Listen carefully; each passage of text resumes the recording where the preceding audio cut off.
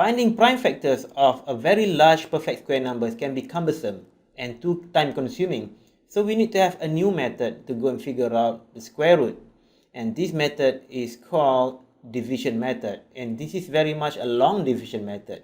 And we are going to learn this step by using examples. So let's pick up one easy example first. Example 1. 729 is a perfect square number. Determine square root of 729 using division method. So these are the steps, yeah? Step 1 is to divide the number by pair.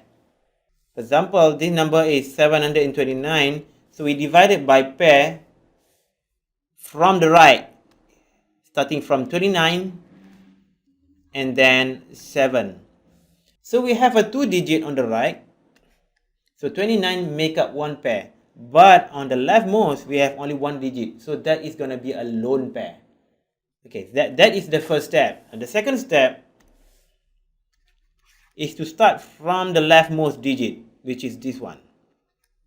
And we are going to find the largest number whose square is less or equal to 7. Okay, for example, this one, that seems to be 2. 2 squared is 4. Okay, 2 squared is equal to 4.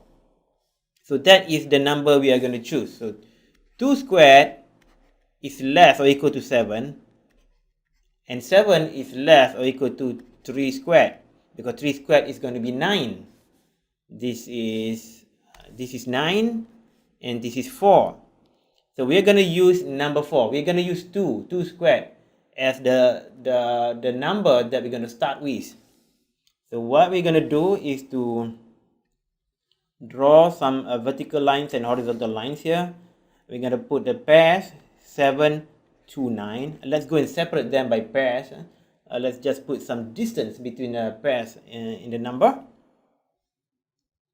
And we're going to choose 2, and we're going to put these 2 as the divisor and as well as the quotient. Step 3 is to multiply the divisor and quotient, these two numbers, and they happen to be the same number here.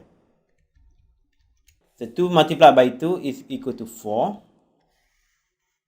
And then we subtract 4 from 7, that becomes 3 here. Okay, so step 3 is 2 times 2. And then put the result below 7. And then subtract 4 from 7. Then we get 3 here. Next, put the quotient. This number here. Yeah? We put it here. Write it below the divisor. And then add them up. So we add 2 plus 2 becomes 4. But we leave 1 digit on the right of 4 here, so that we can figure out what to do next. So bring down 29 here below. So now we have a new dividend, which is 329. Okay, step 4 is very important.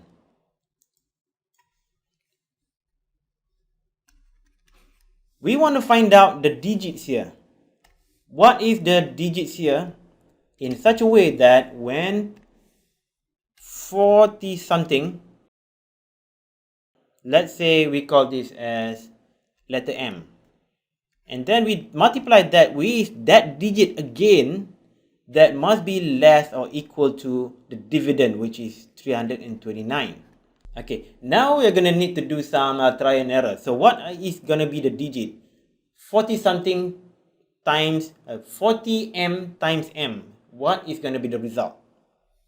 So let's just guess a digit. Let's say it is 45. Okay, so 45 times 5, because that is the digit that we're going to multiply with. So 5 times 5 is 25. 4 times 5 is 20, so this is 22. So that is 225. Okay, 225 is less than 229, but perhaps there are a bigger number. We are going to choose the largest digit to fulfill the digit m there, so that when you multiply, it is just less than 329. Let's try out a new digit. I'm going to jump to, let's say, 47. So 47 times 7. What is going to be the result? So 7 times 7 is 49. 9, 4. 4 times 7 is 28. 28 plus 4 is 32. Okay, on the dot, we've got the result here. 229, 329, the same value. So that is going to be the final result then. 47. And this, we put the digit 7 here in the quotient. So that results in 329. That will give us remainder of 0. So now we are able to find out the square root of 729, which is 27. So that is how we figure out square root of 729 using long division method. And we are going to take a look at a few more examples. So stay tuned. In the next video, we're going to do something that is a little bit more complicated than this.